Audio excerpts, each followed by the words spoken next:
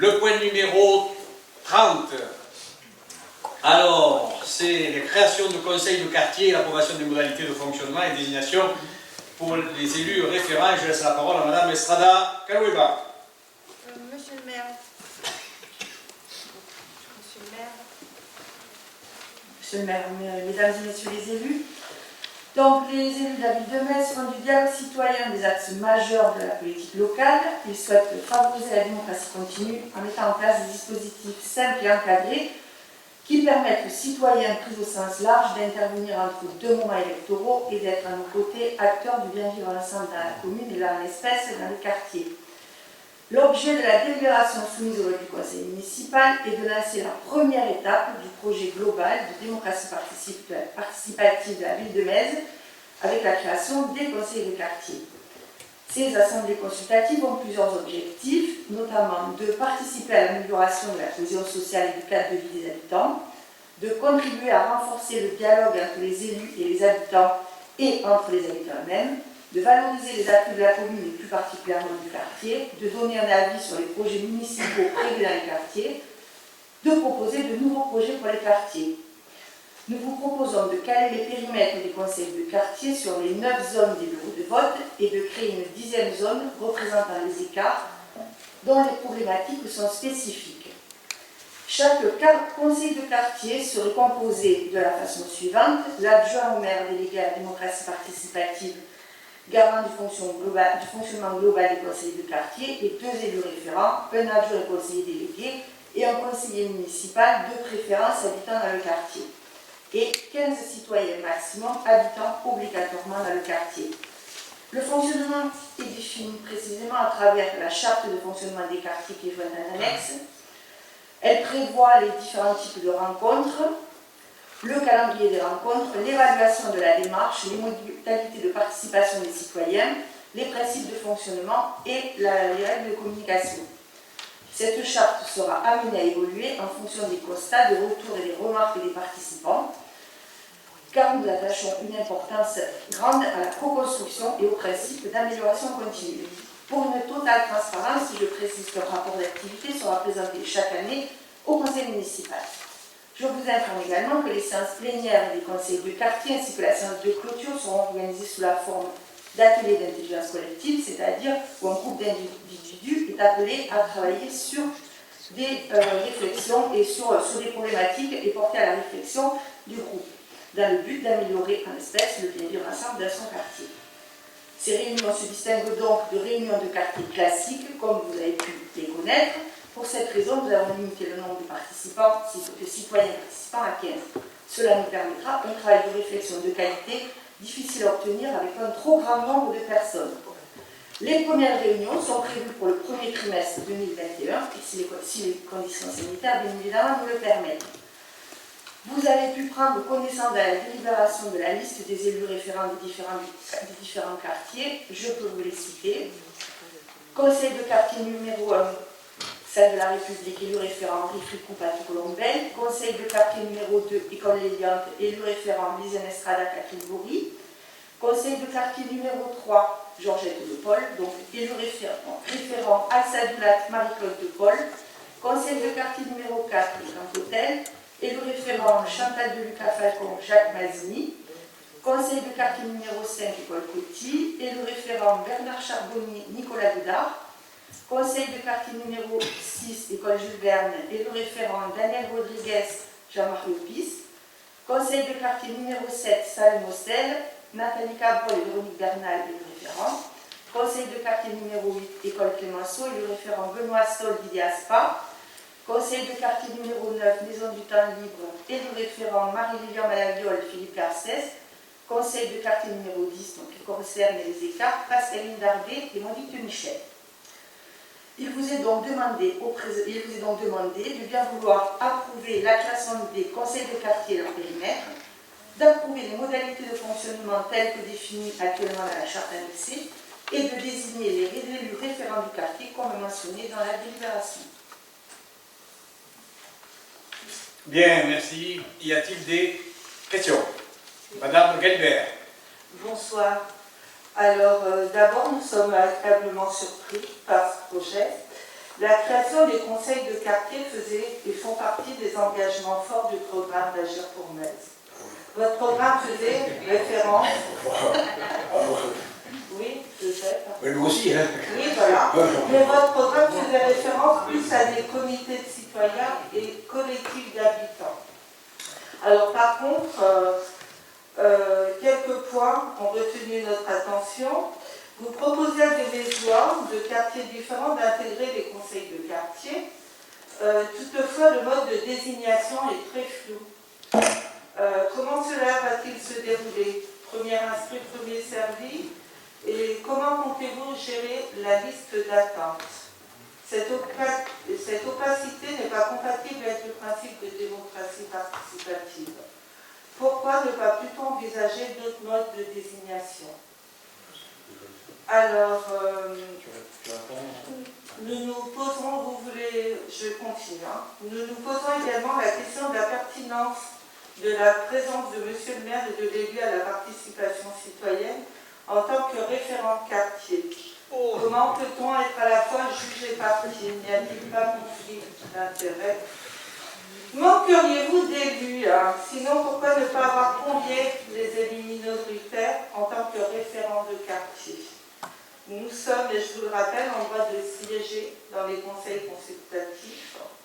La reconnaissance et l'implication des minorités attesteraient votre choix de mettre en place une démocratie participative.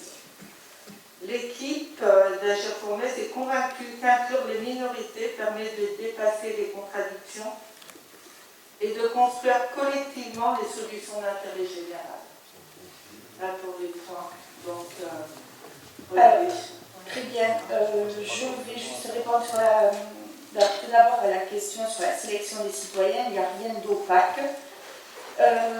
Il y aura une adresse mail, une communication sera faite à l'attention du grand public. Il y aura une adresse mail, il y a 15 places et les 15 premiers seront retenus. Et pourquoi, enfin, je suis désolée, c'est le choix que nous avons fait. Nous sommes dans le domaine extra-légal, on organise les conseils de quartier un peu librement et pour le démarrage, on a choisi cette modalité. Rien n'empêche, dans les années futures, de faire évoluer en fonction des retours que nous aurons. Parce qu'un tirage au sort serait peut-être un peu plus... Oui, bien sûr, le tirage au sort, oui, effectivement. Mais on souhaite qu'il y ait une démarche volontaire. Donc, nous verrons les 15 premiers qui se seront manifestés. Et pour notre participation, alors comme vous l'avez vu, il y a 15 places réservées pour des citoyens. Vous êtes des élus, mais vous êtes aussi des citoyens résidant dans les quartiers. Donc vous êtes totalement invités à vous inviter à participer. Ce sera avec plaisir que vous serez accueillis dans les conseils de quartier. Mais là, normalement, on devrait pouvoir être invité. Non, nous sommes toujours dans le domaine extra-légal. Il n'y a aucune obligation d'inclure et de réserver des postes aux élus d'opposition. Oui, c'est ce qu'on disait un petit peu tout à l'heure. Alors, si vous n'êtes pas obligé, on ne participe pas. Vous pouvez participer au conseil de quartier en bénéficiant des 15 places qui sont réservées aux citoyens. D'accord. Ok.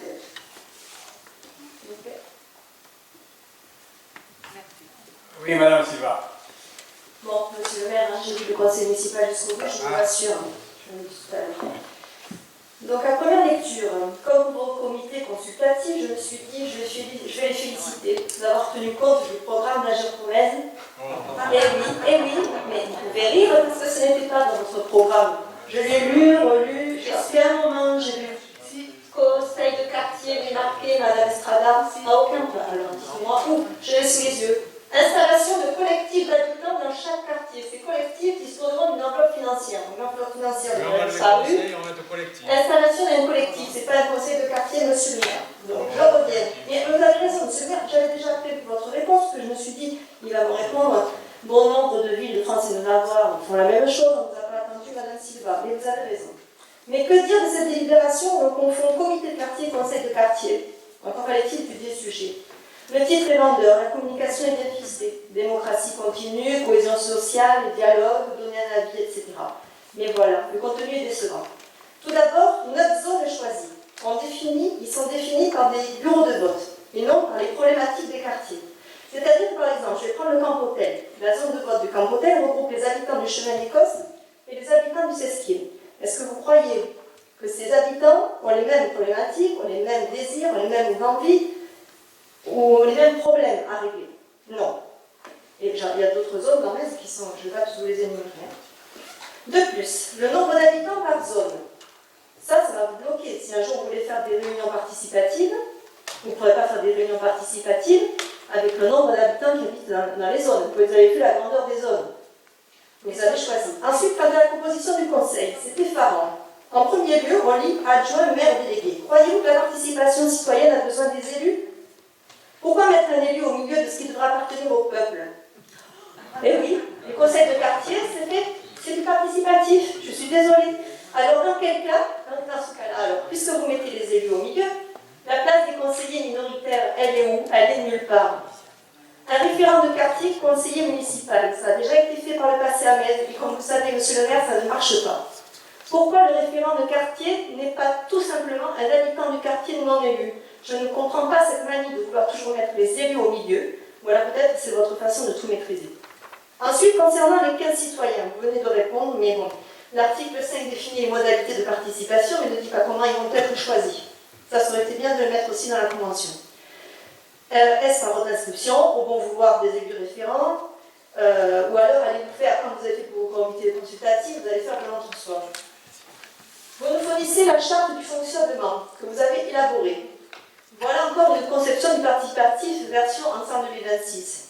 Votre première phrase, l'article 1. Les conseils de quartier sont la base de la démocratie participative. Laissez donc vos conseils de quartier établir leur charte de fonctionnement et revenez après vers le conseil municipal pour la voter. Les citoyens sont des adultes responsables que doit accompagner. On n'est pas là pour les infantiliser, on est là pour leur faire confiance. Et tout ce que vous faites, c'est le contraire du participatif. Toujours dans l'article 1, vous dites, les conseils de quartier seront consultés sur les projets municipaux dans leur quartier. Consultés? Mais c'est eux qui doivent élaborer les projets de leur quartier. En conclusion, vous faites de ces conseils de quartier une chambre de consultation. Premièrement, une charte que vous avez élaborée. Deuxièmement, des référents que vous choisissez. Troisièmement, des projets que vous proposez. Quatrièmement, une opacité sur les 15 citoyens choisis, puisque ce n'est pas précisé dans votre convention. Et cinquièmement, aucun élu minoritaire représenté dans ces conseils de quartier. Est-ce cela pour du participatif? En tout cas, c'est votre version du participatif. Mais pour moi, c'est uniquement la communication et un simulacre de conseil de quartier. Je vous demande donc de retirer cette délibération et de nous mettre les élus minoritaires pour venir autour d'une table et travailler ensemble sur le projet. Car vous le savez, ce projet vous tient à cœur. Le respect de la démocratie participative commence par le respect des élus minoritaires, Madame Estrada. Alors, je suis ravie que ce sujet vous enflamme autant. Franchement, moi, j'attendais beaucoup de choses, mais alors à ce niveau-là, tant mieux, c'est bien, ça veut dire que les langues se délient. Et je vous invite à... Les langues se sont déliées pendant toute la campagne, Madame Estrada, c'est pas aujourd'hui. Madame, je vous laisserai la parole, madame. Vous n'avez pas la parole. Donc je vous invite à venir participer et ne jetez pas de la suspicion de l'opprobre sur le projet que nous proposons. C'est un projet évidemment qui est porté par les élus. Rien n'empêche les citoyens, s'ils ont envie de monter des comités de quartier, des conseils de quartier, des associations de quartier, des amis de quartier, de faire du participatif à leur façon. Là, c'est une façon que nous leur proposons de discuter avec nous, de faire du dialogue citoyen. Et j'ai bien précisé, et c'est écrit dans la convention, qu'il fallait bien un minimum de règles pour lancer la démarche, que la démarche pourra évoluer et que les règles pourront être co-construites et modifiées en fonction des retours. Et j'espère vraiment que dans les quartiers, les gens participeront et joueront le jeu. Et ce n'est que la première étape du projet de démocratie participative que nous souhaitons sur Metz. Je suis vraiment effarée par votre réponse. Parce qu'en fait, vous considérez les élus minoritaires comme de simples citoyens de quartier. Je suis désolée, Madame Estrada, mais on est élus autant que vous, on n'est pas des sous-élus ici. Il n'y a pas vous sur votre tribune et nous. Vous comprenez ça? Je le comprends très bien. Mais oui, je suis désolée. Est-ce que vous nous proposez? Mais oui, c'est pas votre vision. Non, c'est pas votre vision de la démocratie. Il y a vous sur votre estrade et les autres élus. Et nous, on est considérés, je suis désolée, comme de simples habitants de quartier. On est élus aussi et on a notre mot à dire. Et vous l'avez totalement exprimé, c'est le conseil municipal que vous exprimez.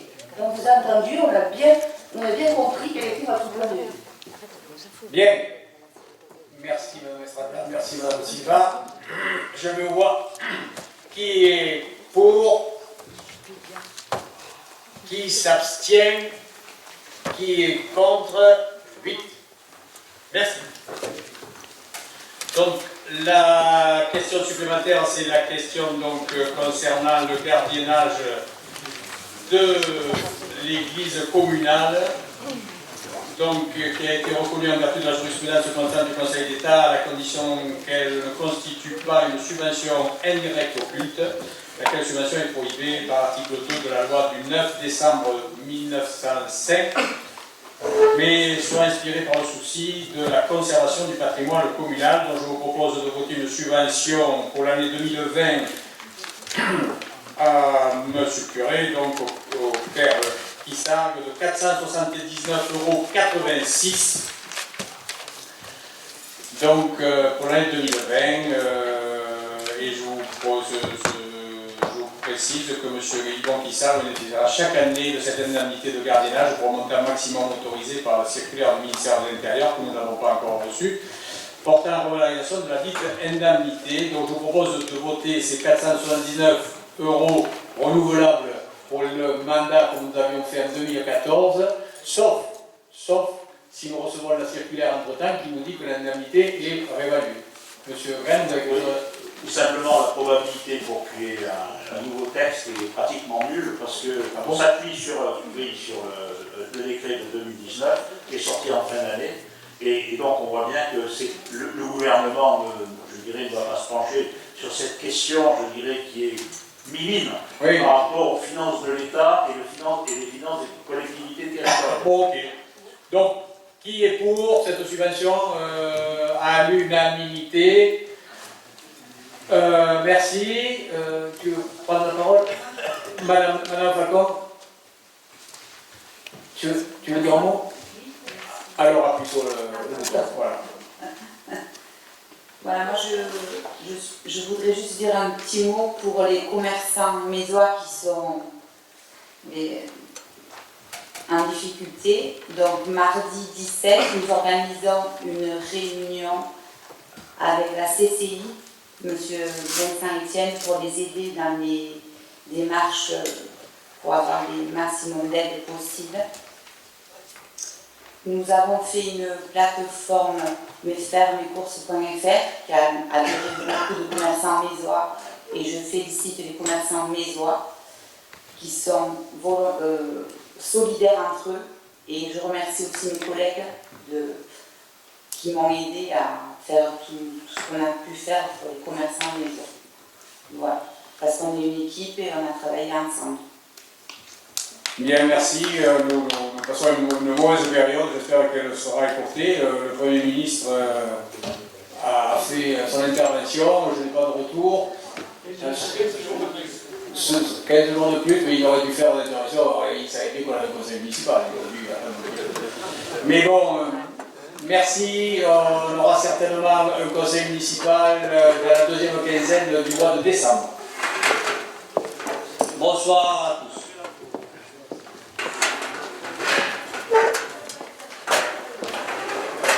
La séance est levée.